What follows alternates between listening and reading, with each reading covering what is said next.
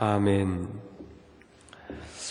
오늘 말씀은 하나님께서 이스라엘 백성들을 구원해 내시기 위하여 애굽을 진노하시는 그 재앙에 대한 계속되는 말씀입니다. 특별히 오늘 본문을 우박 재앙이다 그렇게 표현해서 사람들이 이야기하긴 합니다. 여러분 14절에 보면은 그런 말씀이 있습니다. 먼저 한번 14절 말씀을 여러분 주목해 보시기 바랍니다. 내가 이번에는 모든 재앙을 내 마음과 내 신하와 내 백성에게 내려 너로 온 천하에 나와 같은 자가 없음을 알게 하리라. 세상에 이루어진 일을 보고 그 속에 하나님의 섭리가 있다 깨닫는 것 아주 대단히 중요한 그 신학적인 통찰이라고 할 수 있습니다. 그리고 조금 더 가깝게 우리와 관계된 어떤 일들 가운데서 생긴 일들을 바라보고 그 속에서 하나님의 뜻과 하나님의 생각을 발견하는 것 대단히 그 영적으로 예민하고 영적으로 민감한 사람이다. 우리가 그렇게 알 수 있죠. 그리고 우리 마음에 일어나는 변화들이 있습니다.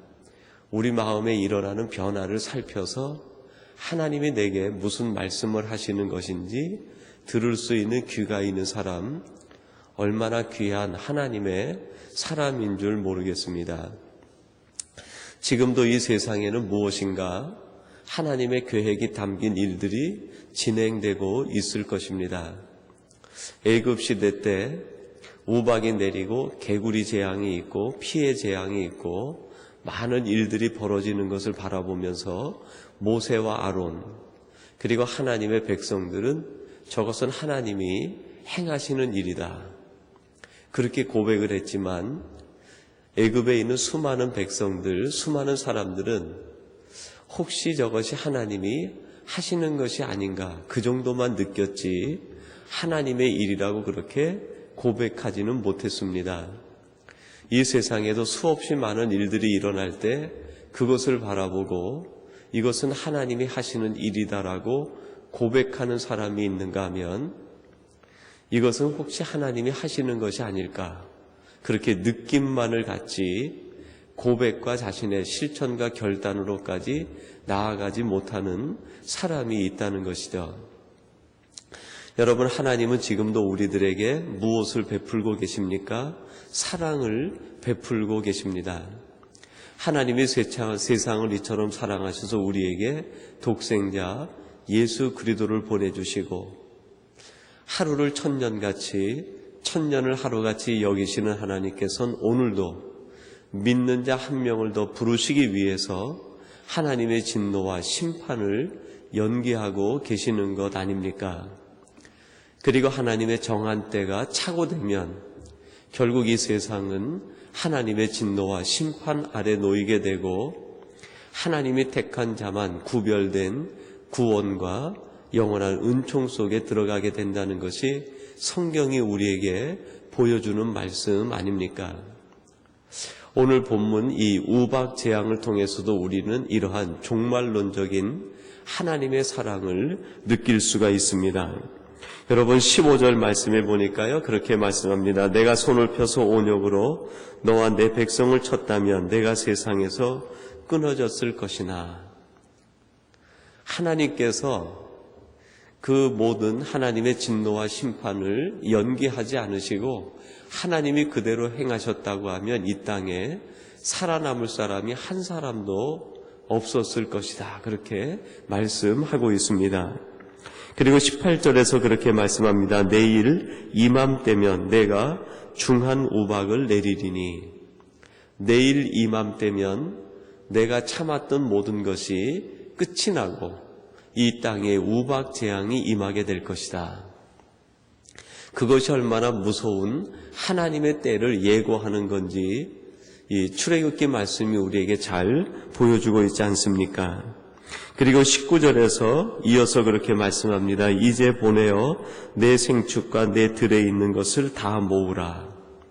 이제는 세상에서 배회하고 세상에서 먹이를 쫓고 세상이 주는 먹이에 마음을 빼앗긴 내 짐승들, 내 생축들을 다 집에 모으라 그렇게 명령을 하고 계십니다. 이것을 우리가 한마디로 얘기한다고 하면 종말론적인 하나님의 사랑이시다. 하나님은 오늘도 우리를 사랑하시는데 그 사랑을 종말론적인 입장에서 보면 바로 오늘 이처럼 우리가 고백할 수 있을 것입니다. 하나님은 모든 것을 연계하시고 지연시키면서까지라도 우리를 사랑하시기로 작정하신 것, 그것이 하나님의 종말론적인 사랑 아닙니까? 하나님의 사랑은 우리가 두 가지로 어떻게 이해해 볼 수 있을 것 같아요. 하나는 십자가의 사랑이다. 여러분, 십자가에 달린 하나님의 사랑은 무엇입니까? 그 누구든지 예수의 이름을 부르기만 하면 구원을 주시는, 모든 인생들 가운데 구원을 선물로 주신 하나님의 사랑, 그것이 십자가의 사랑이다. 우리는 그렇게 이해해 볼 수 있을 것입니다. 이것을 사도 바울은 가리켜서 차별이 없는 사랑이다 그렇게 했습니다. 유대인이나 헬라인이든이나 남자나 여자나 귀한 사람이나 가난한 사람이나 그 누구든지 예수 그리스도를 믿기만 하면 구원에 이르는 하나님의 능력이 됩니다. 차별이 없는 사랑, 차이가 없는 사랑. 그 당시에 많은 유대인들과 헬라인들은 사랑에 차별을 두었습니다. 유대인은 사랑했지만 이방인은 미워했습니다. 할례 받은 사람은 사랑했지만 자기들과 다른 생각을 가지고 있는 예식과 의식을 행하지 않는 사람들은 미워하고 그들은 저주했습니다. 헬라 사람들은 어떻게 했습니까? 로마인들 중심으로 끼리끼리의 사랑을 했습니다. 철학을 사랑을 하긴 했습니다. 우정을 사랑하긴 하겠지만 그들에게 근본적인 사랑에 있어서 차이가 분명했습니다. 나그네들은 사랑하지 않고 종들은 사랑하지 않고 학문이 없는 사람들은 사랑하지 않았습니다. 그 당시에 사랑은 차이가 있었지만 오직 예수 그리스도께서 보여주신 십자가의 사랑은 차별이 없는 사랑이다. 사도 바울이 감격하고 사도 바울이 놀랬던 것이 바로 이 그리스도의 십자가에 나타난 차별 없는 사랑 아닙니까? 그거는 누구에게나 모두에게나 주어진 하나님의 선물, 바로 그 차이가 없는 사랑입니다. 네, 하나님의 사랑에 또 한 측면이 있는데 그것은 어떤 사랑입니까? 종말론적인 사랑입니다. 때가 있는 사랑, 정해진 기한이 있는 사랑, 이거를 우리는 조금 다른 말로 기다리시는 사랑이다. 기회를 주신 사랑이라고 할 수 있습니다. 배신한 사람에게 한 번 더 사랑할 수 있는 기회를 주신 것, 죄를 지은 사람에게 그 죄에서 돌아올 수 있는 기회를 주신 사랑, 사랑할 수 없는 사람이 다시 사랑할 수 있는 기회를 주신 그것이 바로 이 종말론적인 사랑이고, 하나님께서 그래서 그 사랑을 연기하고 오늘 우리에게까지 이 시대까지 연장해 주신 것 아닙니까? 내일 이맘때면 너희들에게 우박이 임하게 될 것이다. 들에 나가 세상에 있는 먹이에만 마음을 빼앗긴 그 모든 생축과 짐승들을 전부 집으로 들여오게 하라. 그리고 너는 이 말을 모든 사람들에게 공포하고 애굽 온 백성들에게 알리라 그렇게 말씀했습니다. 하나님의 사랑, 이 기회를 놓치지 말라고 하는 하나님의 권면과 하나님의 사랑의 절규가 담겨 있는 것 아니겠습니까? 여러분, 오늘 우리들은 이 두 가지의 사랑을 받고 삽니다. 십자가에 나타난 차별 없는 사랑, 그리고 우리를 기다려주시고 인내해 주시는, 기회를 주시는 하나님의 사랑이 오늘도 우리를 찾아오시고 우리에게 힘과 우리에게 위로와 소망을 주시는 것 아닙니까? 이 기회를 주시는 사랑과 차별 없는 사랑 속에서 오늘도 힘과 용기를 얻고 마음의 위로와 소망이 넘치게 되기를 주님의 이름으로 축원합니다. 그러면 여러분, 우리는 이 기회의 때에 무엇을 해야 되겠습니까? 첫 번째는 은혜의 집으로 들어가야 됩니다. 여러분, 우리 19절 말씀을 같이 한번 봉독해 보겠습니다. 19절 말씀입니다. 이제 보내어 내 생축과 내 들에 있는 것을 다 모으라. 사람이나 짐승이나 무릇 들에 있어서 집에 돌아오지 않는 자에게는 우박이 그 위에 내리리니 그것들이 죽으리라 하셨다 하라 하시니라. 사람이나 짐승이나 생축이나 이 기회가 있을 때 집으로 돌아오게 하라. 집에 돌아오지 않은 그 모든 생명에겐 심판이 있을 것이다. 죽음이 있을 것이다. 그렇게 말씀합니다. 지금 기회가 있을 때 집으로 돌아오라. 여러분, 우리가 돌아가야 될 집이 어딥니까? 누가복음에 나와 있듯이 둘째 아들이 세상에서 방황하다가 모든 것을 잃어버리고 아버지 품에 돌아왔을 때, 아버지 집에 돌아왔을 때 그들에겐 자녀의 권세가 회복이 되고 생명이 회복이 되고 참다운 행복과 구원이 회복될 수 있었습니다. 우리가 돌아가야 될 궁극적인 집은 아버지의 집이고 은혜의 집일 것입니다. 노아가 만들어 놓은 구원의 방주, 그곳에 들어가 있는 생명만이 그 무서운 심판과 홍수 속에서 살아남을 수 있게 되었습니다. 많은 사람들은 이것을 가리켜 교회의 상징이라고 얘기합니다. 노아의 방주는 오늘의 교회와 같고 둘째 아들이 돌아온 아버지 품은 바로 우리가 돌아가야 될 하나님 은혜의 품이요 우리를 기다리시는 성전에 계신 하나님의 품이라고 많은 사람들이 비유를 합니다.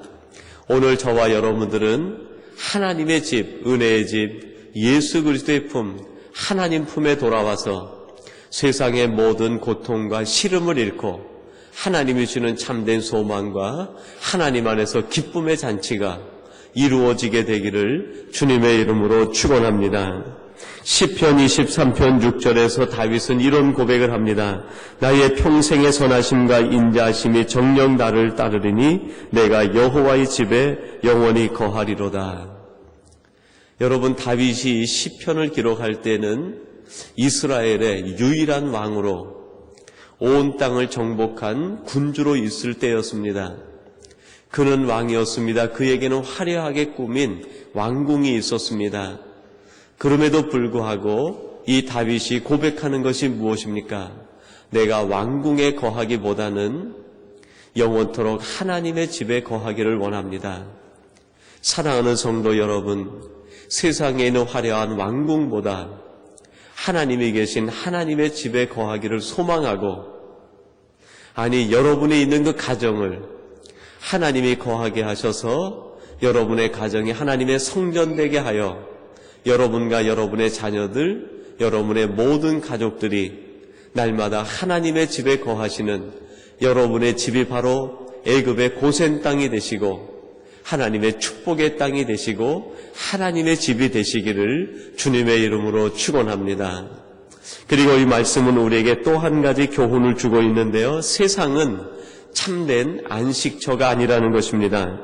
여러분, 25절에 보니까 그렇게 말씀합니다. 우박이 애굽 온 땅에서 사람과 짐승을 물어나고 무릇 밭에 있는 것을 쳤으며 우박이 또 밭의 모든 채소를 치고 들의 모든 나무를 꺾었으며 그랬습니다. 여러분, 세상 온 땅에 하나님의 우박이 쉼없이 내렸다고 얘기합니다. 채소도 꺾이고 나무도 꺾이고 들짐승과 모든 집 숲들이 꺾여 나갔다고 얘기를 합니다. 여러분, 채소를 가꾸는 것 인간의 노력 아닙니까?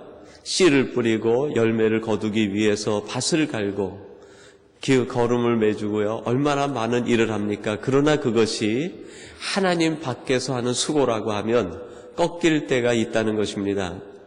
내가 키운 것이 기둥같이 자라도 그것이 어느 순간 하나님 밖에서 키운 기둥이라고 하면 그것이 꺾일 때가 있다는 것입니다.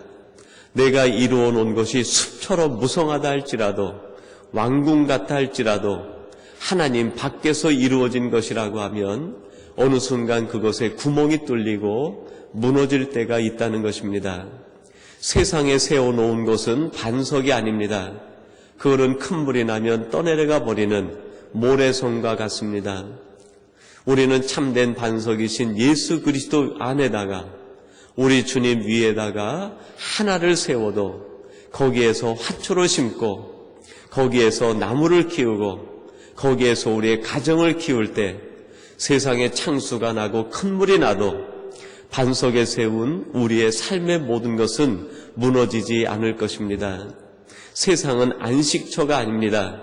오늘 예배하는 저와 여러분은 다시 한번 예수 그리스도 안에 말씀의 반석 위에 여러분의 가정과 여러분의 모든 것들을 세워 든든하게 지킴을 받고 거기에서 세워지는 아름다운 열매들이 여러분의 삶에 참된 기쁨과 소망을 주는 것이 되기를 주님의 이름으로 축원합니다. 우리 같이 기도하겠습니다. 하나님 아버지 감사합니다. 오늘도 주신 말씀을 통해서 하나님께서 우리에게 사랑을 베푸시되 십자가의 구속의 은총의 사랑을 주시며 또 그 사랑뿐만 아니라 오늘도 기다리시는 기회의 사랑을 주시니 감사합니다.